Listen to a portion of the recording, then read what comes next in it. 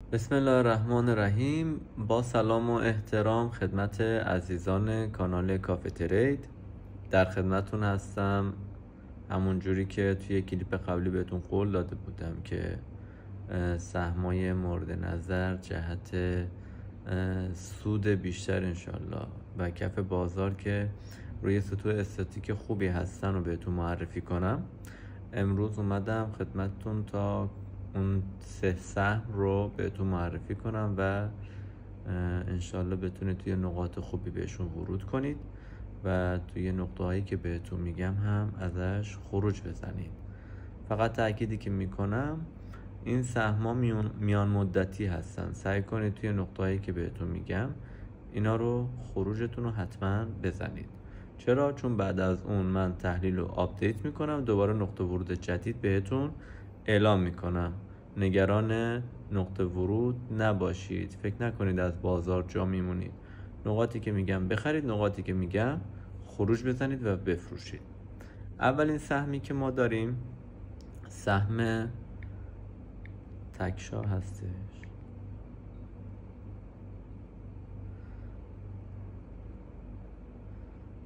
تایم ماهیانه لوگاریتمی. این سهم باید از روی قیمت 570 تومن 575 تومن برگشت مجدد میزد که واکنش قیمتی توی این سطح رو دیدیم و تارگت این سهم رو میتونید از حدود 570 تومن داشته باشیم تا 1590 1550 خروج. شما الان روی 584، امروز 23 خرداده، شما فردا 24 و 25 خرداد رو توی منفیای بازار سعی کنید تکشا رو بهش ورود کنید. 570 560 اگه بود اینا بهتون فرصت ورود داده، بخرید به تارگت 1550 1500. این تکشا. سهم دوم و آذر هستش.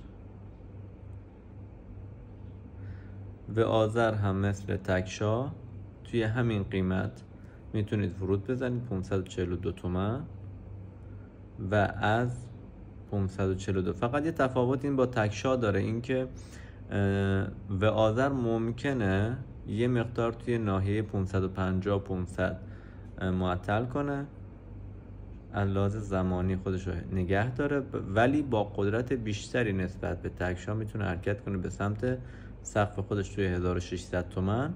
شما همونن اینجا اوپن کلوز مشترک خوب بخوایم بگیریم، همون 1440 1450 خروج بزنید انشالله. سهم سوم خ آهن هستش. خ آهن یه تفاوت داره با بقیه سهما، این دوتا سهم که بهتون معرفی کردم، اونم این هست که تایم فریم هفتگی کنی.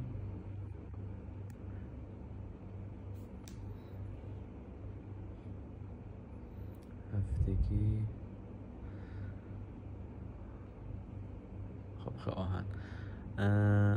ممنون میشم که لایک و سابسکرایب یادتون نره. خب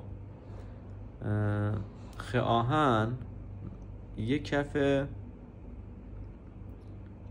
حدود 114 تومن داره. خب این 114 تومن رو 115، یه کف 115 داره. کف 115 رو یه بار دیگه تست کنه، من وارد این سهم میشم.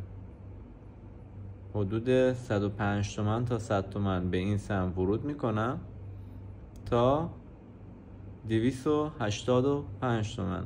تارگت نهاییش هم کجاست؟ 385 تومن 390 تومن 385 خروج کامل. این 3 تا سهمی که بهتون قول داده بودم. امیدوارم سود کافی رو از این بازار بگیرید و به روانشناسی بازار فکر کنید. توی کف بازار اخبار بد رو پیگیری نکنید و توی همین کلیپ ها هم هر سهمی که بیشترین کامنت رو داشته باشیم تحلیل میکنیم، برای عزیزان میذاریم. موفق و پرسود باشید.